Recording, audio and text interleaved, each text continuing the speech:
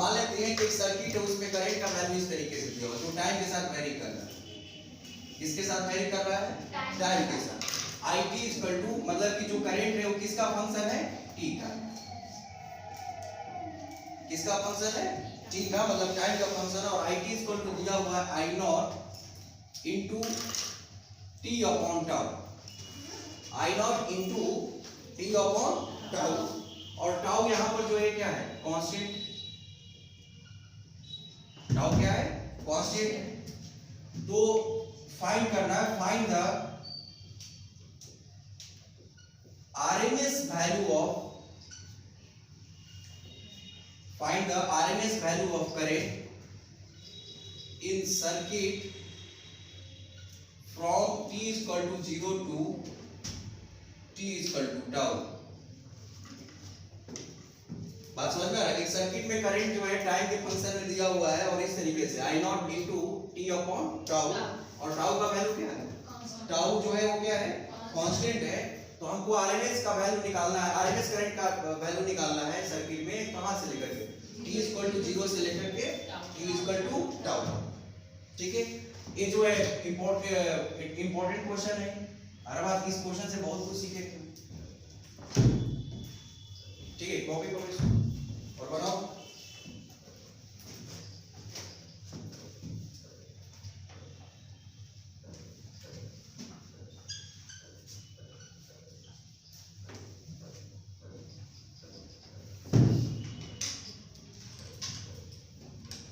चलो अब सब लोग इधर ध्यान देगा।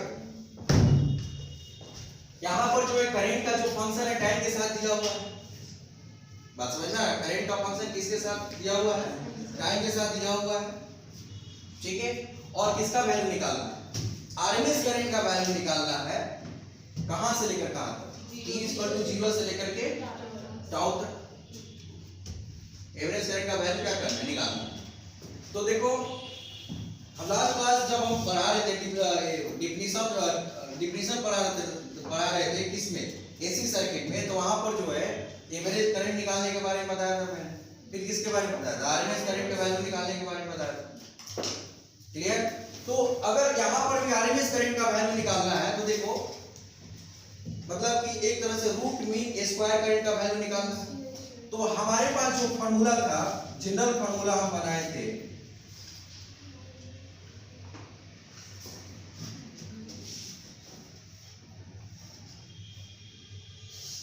जनरल फार्मूला जो बनाए थे वो आरएमएस करंट के लिए वही इस तरीके से था। I RMS is equal to under root I का स्क्वायर इंटू डी टी। 0 से लेकर के कहां तक जाएगा?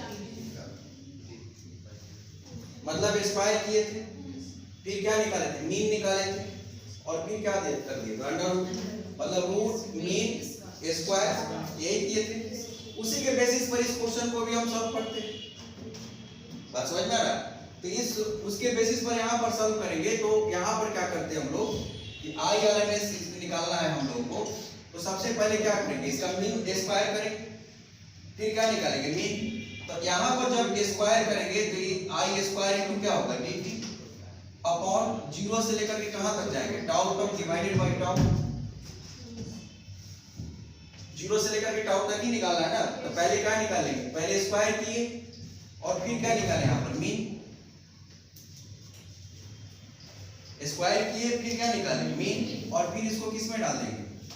रूट में। तो क्या हो जाएगा? Root mean square, root mean square. अब इसको हम लोग सॉल्व करते हैं। तो ए जो है आई का वैल्यू पुट करते हैं यहाँ पर। किसका वैल्यू पुट करते हैं? आई का। तो आई का वैल्यू दिया हुआ है तो ए जो है 0 से लेकर के टाउ हो जाएगा। और इसका स्क्वायर करेंगे ना तो हमारे पास मिलेगा आई नॉट का square T square by tau square by tau into D. अब यहां से देखो आई नॉट तो कांस्टेंट हो, ठीक है। टाउ स्क्वायर भी क्या है? कांस्टेंट। इस दोनों को बाहर निकालेंगे। तो टाउ स्क्वायर जब बाहर आएगा, ये पहले से टाउ प्रोजेक्ट रहे तो कितना हो जाएगा? टाउ के पावर क्यूब। और ये जो है आई नॉट स्क्वायर है, तो इसको हम लोग पुट करेंगे तो अंडर रूट हो जाएगा कितना? आई नॉट का स्क्वायर अपॉन टाउ क्यूब। है ना, integration of T square into D T, कहां से लेकर कहां तक, 0 से लेकर के, तो इसका इंटीग्रेशन तुमको पता है। अरे बात सुनो, फाइनली इसको इंटीग्रेट करोगे कितना आ जाएगा, टी के पावर क्यू बाई 3, इसका पूरा का इंटीग्रेशन। तो यहाँ से इंटीग्रेशन तुम लोगों को बताने की जरूरत नहीं है, तो यहाँ से वैल्यू उठा करके यहाँ पर पुट करें तो हो जाएगा अंडर रूट आई नॉट का स्क्वायर अपॉन टाउ क्यू, है ना, और इसका इंटीग्रेशन कितना होगा तुम ही लोग बताएं, कितना होगा, टाउ क्यू बाई 3, एक कैंसिल हो गया, तो यहां से I R M S equal to हो जाएगा कितना, I not by root, I not by, कोई दिक्कत वाली बात नहीं। तो देखो फिर से क्वेश्चन समझ लो, करंट का इक्वेशन दिया हुआ था, हम लोग को आरएमएस वैल्यू निकालना था, कितना से कितना तक, 0 टी इक्वल टू 0 से लेकर के टी इक्वल टू टाउ तक, मेरी बात समझ में आ रहा है। फिर उसके बाद में यार पहले हम लोग तो पढ़े हैं इस क्वेश्चन के बारे में, हमने बताया था कि एवरेज निकालने के लिए हम लोग क्या करते हैं, ये स्मॉल टाइम इंटरवल में चार्ज निकालते, फिर चार्ज से टाइम से डिवाइड करेंगे तो करंट निकलेगा, तो एवरेज करंट मिलता है। लेकिन एसी के केस में हम लोग क्या निकालते हैं, आरएमएस करंट निकालते हैं, क्योंकि एवरेज क्या हो जाता है 0। तो यही फॉर्मूला, इसको स्क्वायर किए थे, फिर क्या निकाले थे, मीन निकाले थे, फिर किस में डाले, रूट में डाले, रूट में रखे थे वहां, फिर उसके बाद में आरएमएस का वैल्यू है, उसी के बेसिस पर इसको भी सॉल्व। अरे बात समझ। तो ये जो है मोस्ट एक्सपेक्टेड क्वेश्चन है कि ये तुम्हारा कहां पर पूछेगा, हो सकता है आईटी, बात समझ में आ रहा है। मेडिकल में नहीं पूछेगा क्योंकि इसमें कैलकुलेशन इंटीग्रेशन थोड़ा क्या होगा, ज्यादा होगा, है कि नहीं। तो डर गया क्या इसको देख के, डर गया क्या, वैसे नहीं, बस कांसेप्ट ये था, बाकी सारा कैलकुलेशन सिंपल ही था। इंटीग्रेशन तो तुम्हारा जो है टी स्क्वायर का इंटीग्रेशन तुमको पता है, T Q by 3 value put करना है, सिंपल जो क्या था एक डिफरेंट इंटीग्रेशन, बाकी सब वही कितना हो जाएगा, आई नॉट बाई रूट 3।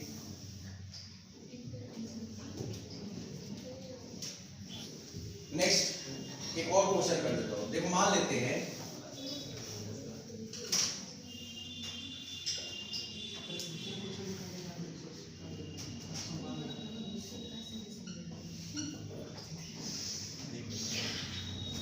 देखो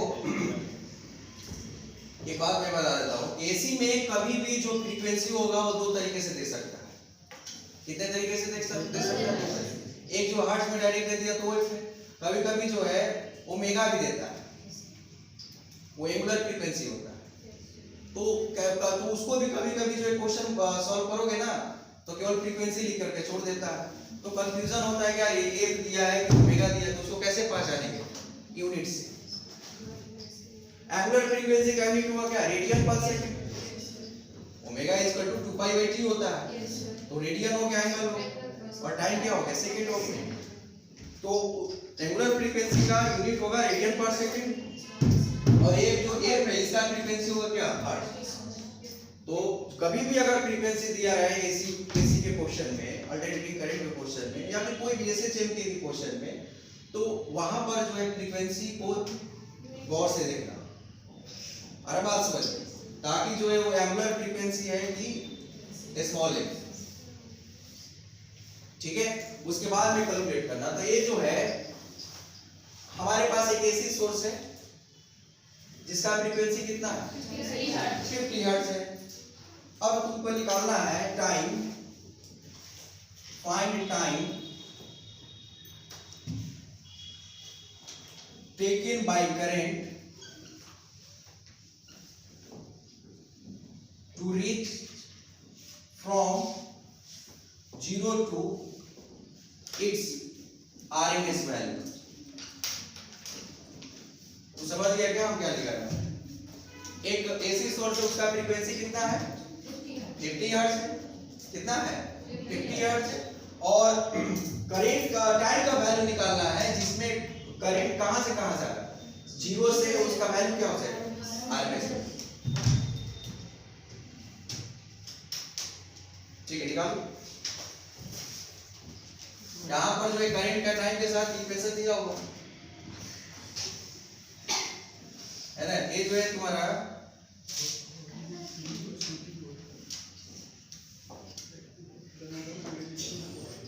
है ना, टाइम का वैल्यू निकालना है जिसमें करंट जो है जीरो से कहां जाना है, आरएमएस वैल्यू जाना। तो सिंपल सा एक इक्वेशन लिख लेते हैं करंट, एसी करंट का। I equal to I not sine omega t, है कि नहीं। ओमेगा को क्या लिख सकते हैं, 2 पाई है, तो 100 पाई हो जाएगा।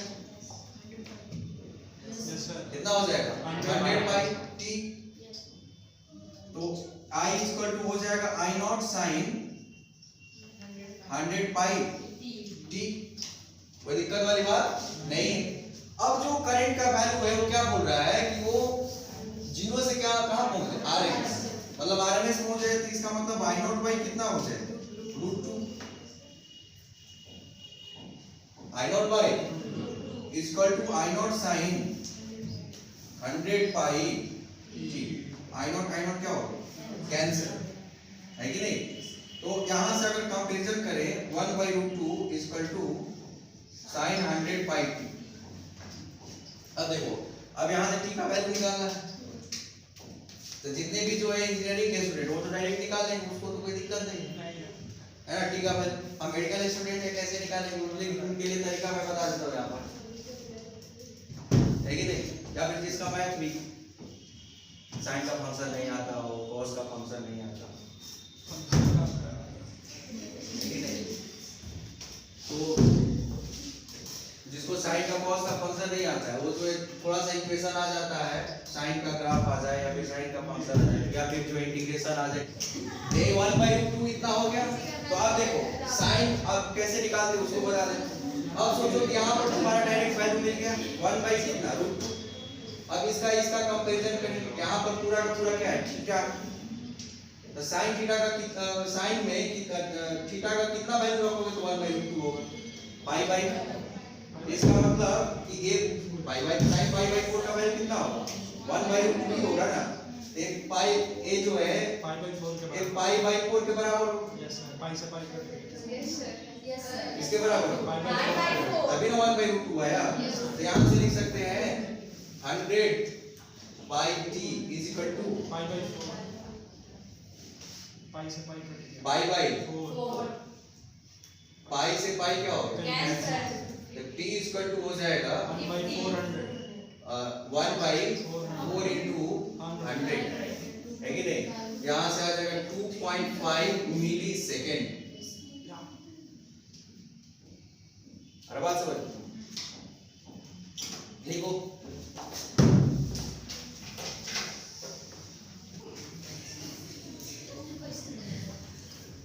ठीक है, हमारे पास मान लेते हैं कि कैपेसिटर है और यहाँ पर जो है एक मैं आरसी सर्किट का क्वेश्चन करता हूँ, ठीक है।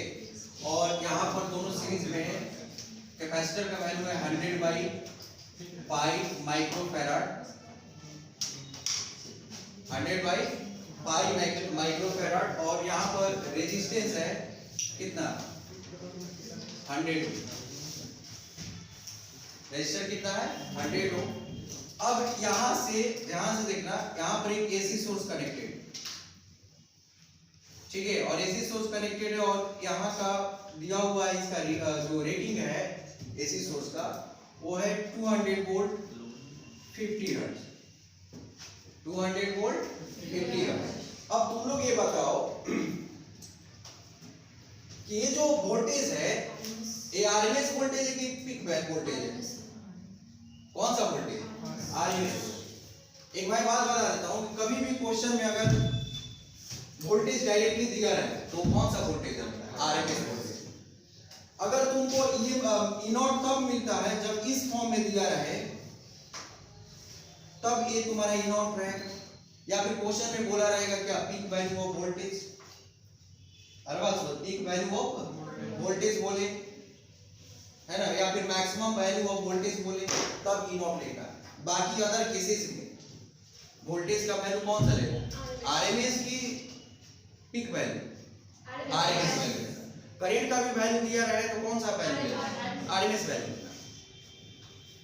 बात मेरी समझ में आ रहा है? तो यहाँ पर भी जो है 200 वोल्ट दिया हुआ है, क्या है आरएमएस वोल्टेज, और यहाँ पर क्या है 50 हर्ट्ज, कैपेसिटर दिया हुआ, रेजिस्टर दिया हुआ, सर्किट कंप्लीट। तो इस क्वेश्चन में हम लोग बहुत सारा जो है फाइंड आउट कर सकते हैं। जैसे कि पहला जो है तुम्हारा इंपीडेंस ऑफ सर्किट फाइंड, लिखते चलो इंपीडेंस ऑफ सर्किट, है ना। दूसरा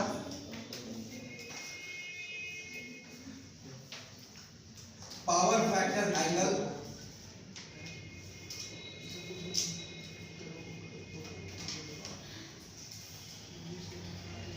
पावर फैक्टर, अरे बात सुनो, नेक्स्ट कौन सा हो जाएगा पावर फैक्टर। फोर्थ पॉइंट में हो जाएगा तुम्हारा current in circuit, maximum current in circuit,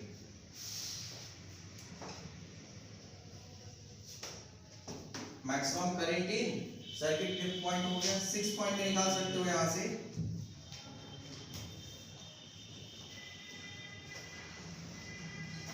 voltage across,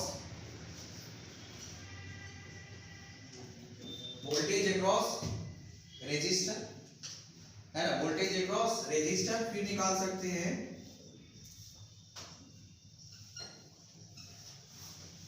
voltage across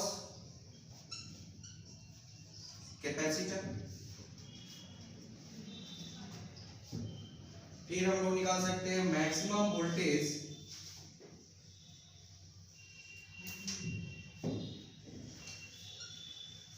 across resistor, है कि नहीं। फिर निकाल सकते हैं इसमें 9th number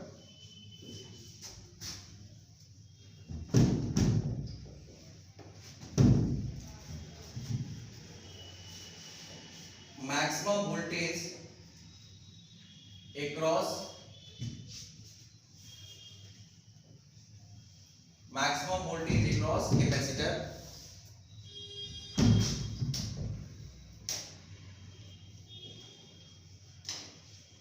average power in circuit. इस पूरे क्वेश्चन को सॉल्व करोगे तो सारा कंसेप्ट क्या हो जाएगा, क्लियर हो जाएगा। ठीक है, सारा जो है डेटा ले लेते हैं इसी, जितना क्वेश्चन बन सकता है। एवरेज पावर इन सर्किट, फिर क्या हो जाएगा यहां से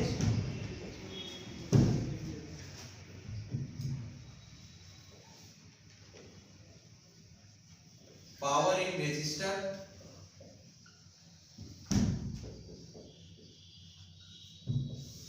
power in capacitor, power in capacitor.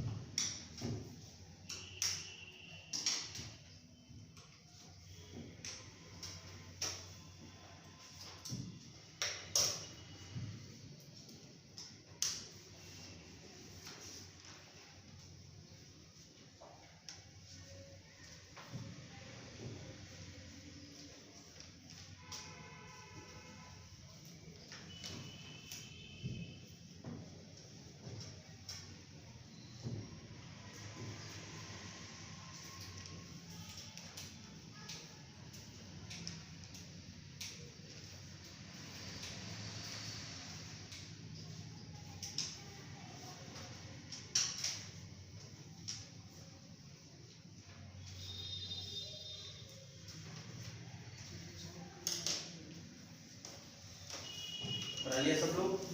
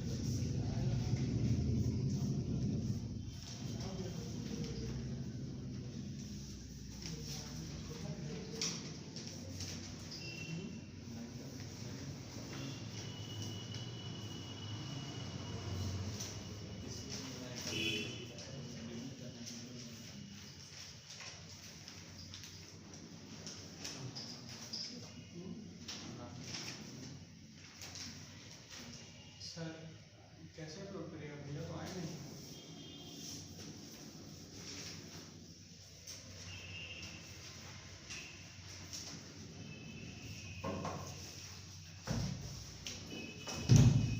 इस क्वेश्चन को करते हैं हर बार समझ में। तो पहले क्या निकालना है हम लोग, इंपीडेंस ऑफ द सर्किट। तो यहां से देखो सॉल्यूशन करते हैं।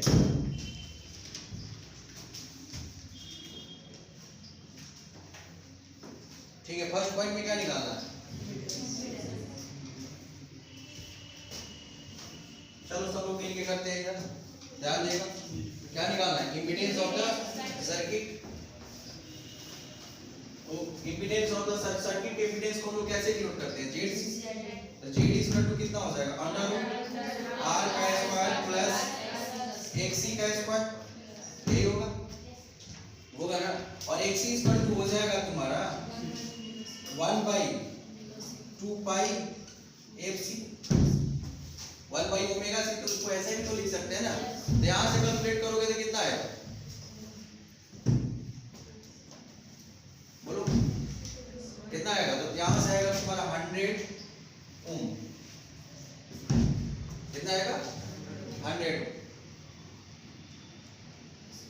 100 ओम ही आएगा ना, क्योंकि कैपेसिटर जो है किसमें है, माइक्रोफैराड। तो यहां पर जब क्या प्रूव करोगे, 100/पाई, तो पाई से पाई कट जाएगा, कितना आएगा 100 ही आ रहा है ना। एक बार चेक करो कैलकुलेशन यहां पर।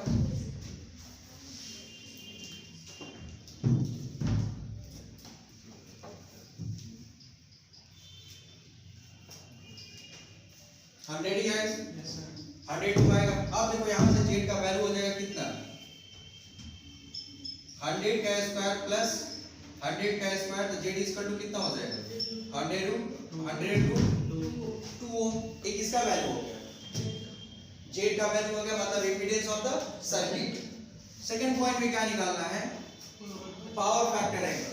तो कल ही बताया था आपसे सर्किट के लिए tan phi इक्वल टू कितना होता है,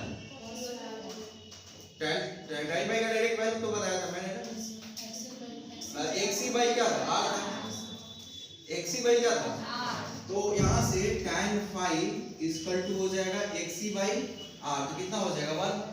इसका मतलब phi equal to tan inverse 1 equal to कितना हो जाएगा पाई by 4।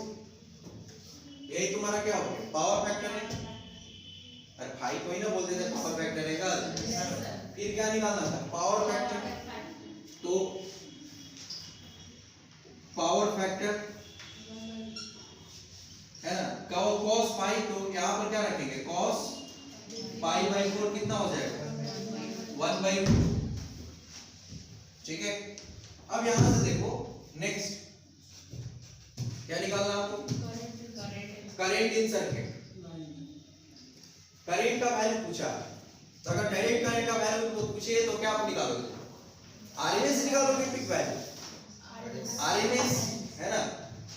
Are I RMS equal to हो जाएगा वी आरएमएस बाई जे। तो ये तुम्हारा वी आरएमएस है कि वी नॉट है, तो वी आरएमएस कितना है 200 बाई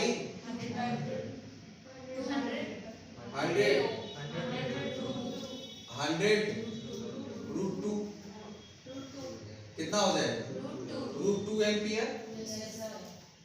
फिर क्या निकालना है,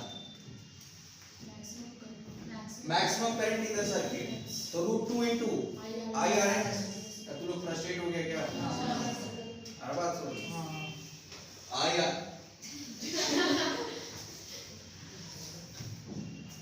आई नॉट इक्वल टू कितना हो जाएगा root 2 into I R S, root 2 into root 2 कितना हो जाएगा 2 एम्पियर। ये तुम्हारा आई नॉट का वैल्यू हो गया, मैक्सिमम वैल्यू हो गया। 6 नंबर वोल्टेज, तो सिंपल सी बात है, कौन सा वोल्टेज कुछ बताना है, आरएमएस वोल्टेज बताओगे कि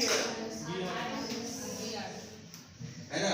तो वी ये तुम्हारा वोल्टेज अक्रॉस, तो वी आर इक्वल टू हो जाएगा I into R. V R equal to कितना हो जाएगा आई इंटू, तो ये तुम्हारा आई आरएमएस रखोगे ना यहाँ, तो वी आर आई आरएमएस का वैल्यू कितना हो जाएगा? √2 आर का वैल्यू कितना है? कितना हो जाएगा? 100√2 वोल्ट। नहीं बोल रहा है कि नहीं? फिर क्या निकालना है? तो DC इक्वल टू हो जाएगा क्या? आई RMS इंटू XC। कितना हो जाएगा? 100√2 वोल्ट। फिर क्या निकालना है? Maximum voltage across resistance. तो फिर क्या करोगे? √2 मतलब मैक्सिमम पूछ दिया ना, तो मैक्सिमम करंट रखो, मैक्सिमम करंट इनटू R। तो VR max is equal to I max into R। नहीं समझ में आ रहा? क्या क्या दिखना चाहते? कोई डाउट है क्या इधर? कितना आ जाएगा यहाँ?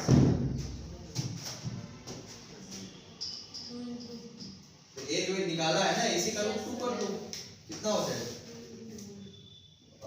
√2 से मल्टीप्लाई करेगा। हमारे पास है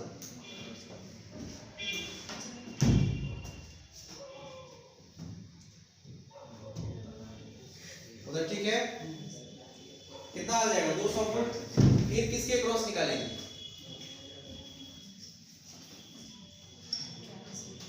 कैपेसिटर के क्रॉस। तो I max इंटू क्या हो जाएगा? XC। XC जो होता है वो रेजिस्टेंस होता है ना कैपेसिटर का, जिसको हम लोग क्या बोलते हैं? रिएक्टेंस। अरे बात समझ, या फिर बोलते हैं रिएक्टेंस ऑफ कैपेसिटर, या फिर रिएक्टिव कैपेसिटिव रिएक्टेंस, ये भी बोल सकते हो। कोई दिक्कत है यहाँ तक? फिर क्या निकालना? इतना लिखो फटाफट तब हमारा, तुम निकाल भी सकता है। कौन कौन सा निकालना? क्या निकालना है नेक्स्ट पॉइंट में? Average power in circuit. Average power क्या हो जाएगा? देखो VI क्रॉस में पता है, ध्यान से देखा, एवरेज पावर पूछा ना, तो VRMS into IRMS into cos phi, ठीक है? फिर दूसरा क्या निकालना है? Power in circuit. Average power in circuit हो गया पावर इन रेजिस्टर। तो पावर, जब देखो रेजिस्टर में कभी भी पावर निकालना तो I² R, तो यहाँ पर IRMS का स्क्वायर इनटू क्या करेंगे यार? वो जो है क्या मिलेगा? Power in capacitor 0। ध्यान रखना है, कैपेसिटर में और इंडक्टर में पावर का वैल्यू क्या होता है? पावर हम लोग को नहीं देता है, पावर डिसिपेट नहीं करता बेचारा, केवल ये दोनों स्टोर करता है। कौन कौन? कैपेसिटर और इंडक्टर। और रेजिस्टर जो होता है वो क्या करता है? खर्च करता है कि नहीं? तो जो पावर जिससे हमको मिलता है ना, और वो केवल किससे केवल मिलता है? रेजिस्टर से मिलता है, बाकी में जीरो हो जाता है। तो अब बात आती है यार, ये जो इंडक्टर की जरूरत क्या पड़ेगी है ना? इंडक्टर क्यों लगाते हैं या फिर कैपेसिटर क्यों लगाते हैं? ये सब का बहुत रूल होता है, जो कि हम आगे नेक्स्ट लेक्चर में बताएंगे। अरे बात समझिए, इंडक्टर क्यों लगाते हैं, कैपेसिटर क्यों लगाते हैं। वैसे तुम जानते हो कि कैपेसिटर क्या करता है? चार्ज को स्टोर करता है, इलेक्ट्रिक फील्ड डेवलप होता है उस, ठीक है ना? तो ये जो एक तो हो गया तुम्हारा, चार्ज स्टोर करने के लिए यूज किया जाता है। उससे जो है कैपेसिटर से कभी कभी मैग्नेटिक फील्ड भी प्रोड्यूस किया जाता है। कैसे है ना? क्योंकि वहां पर जब उसको AC के साथ जोड़ेंगे तो उसमें इलेक्ट्रिक फील्ड प्रोड्यूस होगा चार्ज की वजह से, तो उसके में चार्ज चेंज होता रहेगा लगातार। तो इसलिए चार्ज जब चेंज होता रहेगा तो इलेक्ट्रिक फील्ड भी क्या होता है? चेंज होता है। तो चेंजिंग इलेक्ट्रिक फील्ड क्या प्रोड्यूस करता है? Magnetic field. तो मैग्नेटिक फील्ड प्रोड्यूस करने के लिए भी जो है कैपेसिटर यूज किया जाता है। तो इक्विपमेंट में सब यूज किया जाता है, जरूरत पड़ती है इसलिए लगाया जाता है।